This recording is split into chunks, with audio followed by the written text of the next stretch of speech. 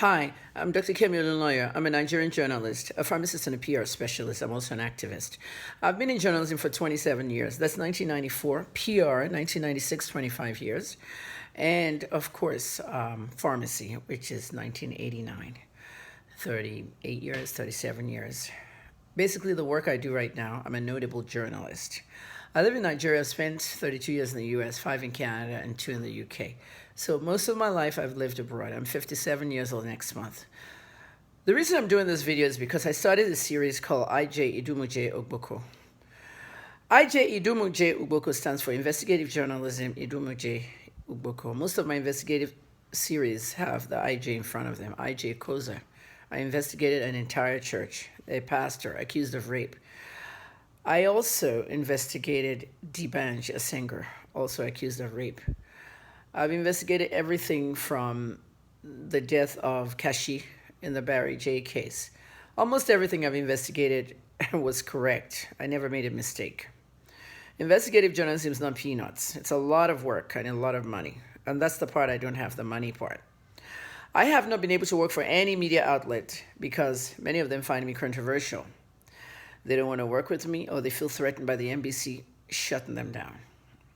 There's nothing wrong in being an independent journalist. It's just that you have to depend on donations and grants. Grants are money that are given to you by journalism foundations, and most of those foundations are in New York, Los Angeles. They're in America, basically. You have to ask them for money to help you, and they'll give you grants. Those grants are like $2,000, $3,000, $4,000, and they are the ones that are even telling you what to do with the grant. In other words, if I'm applying for a grant and I'm looking through the list of grants, I see a grant for community. In fact, this is a real one I applied for. A grant for community involvement in maternal mortality. Okay, women dying in childbirth or before childbirth and all that. I applied for that grant because the lady that works with me, that cleans our compound and helps all the residents here with shopping and stuff, she died in January. Mary, remember Mary? Maternal mortality. She was pregnant. She had an ectopic pregnancy, and it turned out it was a botched abortion. Stories like that hit hard. So you get $2,000 grant from the foundation, and you put the story globally. Everybody hear about the story. Grants don't come every day. There's a COVID economy in America. Many people don't have money, and many companies have gone down because of the COVID economy. So I manage what I have, and I basically depend on people donating money. Most of my donations come from Instagram. I have 431,000 people following me over there. Now, if every one of them give me 1,000 naira, it'd be 431 million. I wouldn't even need a donation. I'll start my own media house. I've always pitched that, but Nigerians don't see it that way. So it's important for you to know how I work. Idumuje-Ugboko is a small village in Delta State, Nigeria. What happened there happened. And there's some entities that don't want you to hear the story. I've been writing a lot about this town, this village. I've been writing a lot. I've been doing podcasts, but you're going to see me now in person talking about it.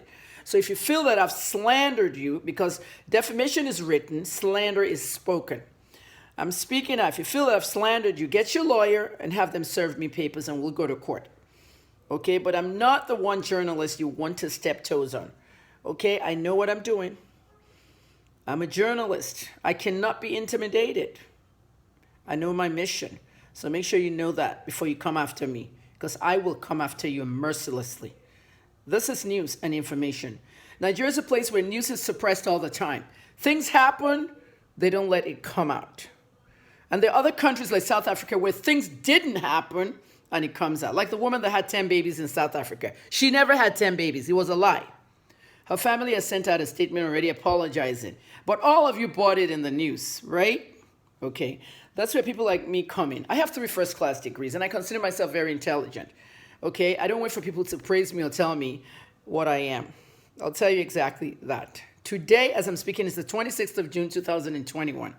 Now let me get to IJ Idumuje-Ugboko. Since I started this series, a bunch of people have been attacking me, cursing me, and all that. When I tell you not to harass me or bully me, and I say stop, I know what I'm doing. It goes beyond blocking you and all that. Okay? All that stuff you're posting on my page, I may use against you. A lot of criminals live in that village, Idumuje-Ugboko, and many of the criminals are actually in the Nwoko family. Uche Nwoko, Nonso Nwoko, all you guys there that are parading yourselves as ruling the village Nonso, you're parading yourself as the king, and you're not. Uche, you're on my Facebook page constantly harassing me and calling me names, mad woman. Do I look like a mad woman to you? I'm a very intelligent woman. You're not half as intelligent as I am. Not even a third. Sadly, investigating that family is not my problem. What I'm investigating is a murder, and I'm looking for a body. Okay, Cyprian Kumoru is a 25-year-old that was killed in that town, that village, in 2017. I'm looking for Kumoru's body, and I'm looking to solve what happened there. Oki Ifejoku has been arrested. The father of Pamela Ifejoku, the girl that did the videos crying, sending the videos to everybody. I saw her video on Sahara Reporters. I even saw Yali Shore's comment on calling Ned Nwoko someone that framed a lot of people for murder. Did Ned really frame them for murder? Well, who killed Cyprian Kumoru and Kennedy Ilo? That's my question. And that's why I decided I'm not typing too much anymore. I'm going to be facing you guys and looking you right into the eyes. Now, I'm going to take my glasses off because these glasses are all prescriptions. I can't read too much and I can't see too much. And I'm going to switch my glasses to my reading glasses.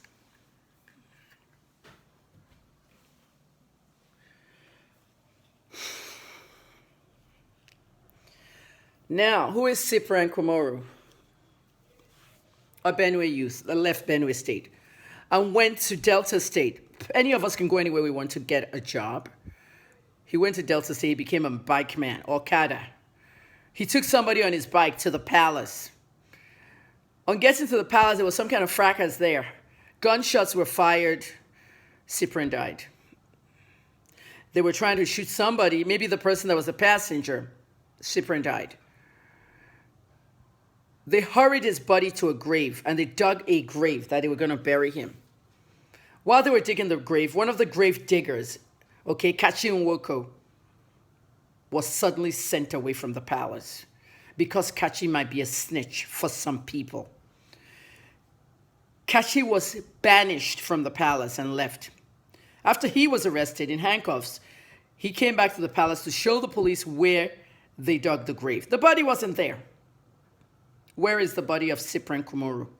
Where is the body of Cyprian Kumoru, the 25-year-old Tiv boy?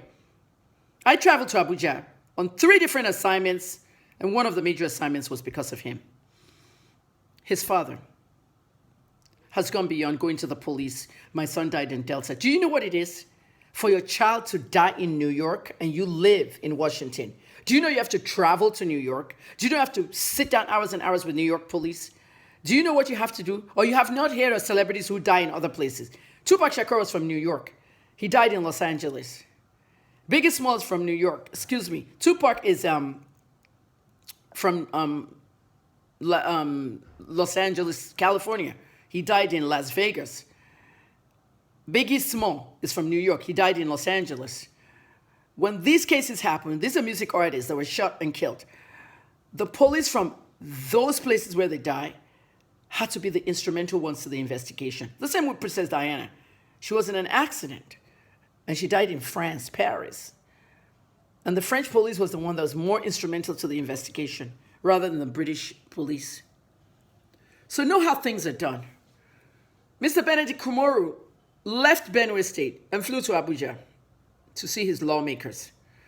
The Benue lawmakers out there, some of them were former governors. Suswam is a former governor. I believe Akume is a minister. There were a lot of them. Your job is to go past the police sometimes and go to your lawmakers to help you enhance that investigation. This is 4 years, 2017. Mr. Kumoru met with his lawmakers, and he wanted to meet with Ned Nwoko because Ned is a lawmaker, a former lawmaker who has actually ruled that area. So that Abuja trip was instrumental to him. And then all this nonsense that happened was around the Nwoko family. Every family has the good, the bad, and the ugly. This is the ugly part of the Nwoko family. Yes, Uche, Chris, Nonso, all of you. All of you on my Facebook be harassing me. I'm nobody to be harassed, okay? I'm a gangster. If you know what a gangster means, Not the GSTER, but the GSTA. I don't entertain bullshit. We're in a country where there's no law and order, where you can kill people and cover it up. But it cannot continue going on and on and on and on and on and telling us that nothing happened. Everyone in Idumuje-Ugboko was terrorized. If you did not agree with the king, your house was burned, trashed, or whatever. They went and brought in thugs from Anambra State. Who sponsored those thugs? Azuka Jebosi, a Nigerian journalist, a failed Nigerian journalist, a convicted drug trafficker. Azuka, you are a convicted drug trafficker. You hear me? I know. I've investigated you. You carried drugs with the Colombians, the most dangerous factions of drug traffickers in the world. The Colombians. And you went to hide in America. You think the Americans don't know? The Interpol is coming for you. It's a matter of days. They're going to extradite you back to Nigeria. You have a case to answer here. You get on my Facebook page, you're blabbing, you're screaming, you're doing that. You're altering videos of people. You're trying to fight people. You think I'm working for some international lawyer, Ned Nwoko. You see, your mind is clouded. Azuka, your mind is clouded because you literally have no brain left from all the drugs you trafficked and used. Ned Nwoko has the right to investigate anything he wants. He has the right to hire an investigator. He has more than enough money to hire investigators, police, everything. But no, you're going to pin it to him that he's using his billions to share money within police, buying police to arrest Oki Ifejoku. Who released Oki Ifejoku? 2 court orders. I found 2 court orders. The court order signed in the morning at 10 a.m. by the judge. They locked them up. Another court order at 4 o'clock the same day. They released them. Alleged murderers. Alleged terrorists. Oki Ifejoku, deputy, cheater, everybody is in prison because they are waiting trial and they have to have their day in court. You are innocent until proven guilty. All these guys are innocent until proven guilty. And they will have their day in court. Pamela, stop crying. Your father must have his day in court. Your father had a very big hand in the body of Cyprian's movement. How they moved Cyprian's body from the palace to somewhere, we don't know. But your father was seen even by the landlord. Oh, I have a lot of stuff. Peter Bama, the head of the vigilante group in Idumuje-Ugboko. Bama interviewed with me. A very disturbing interview. I'm going to post that tonight, 26th of June, 2021. How you carried him in his house and put him naked. Half naked, just pants. And you dragged him from house to house looking for all the rest of the vigilantes and their weapons. How you guys went and hired thugs from Anambra to come in to trash the whole village. That's terrorism. We can't continue this. This is happening in the Northeast. They come in the village, shoot people, kill people, blah, blah, blah. There are terrorism laws in Nigeria. Department of State Security, DSS. Many of these things don't even reach them. National security is important. People's houses, property, lives, everything. And you want to get away with it? And Pamela, you're crying? You don't know your role? You don't know the role your father played?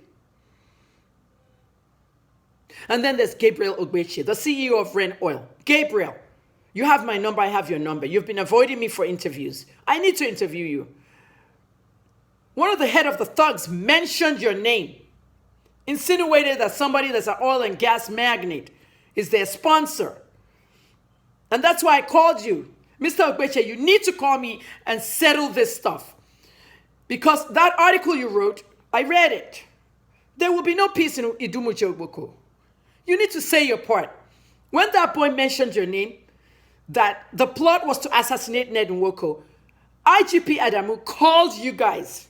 Ned Nwoko and Gabriel Ogbeche were called to the IGP's office for an immediate meeting and investigation into that assassination attempt. And what happened after that?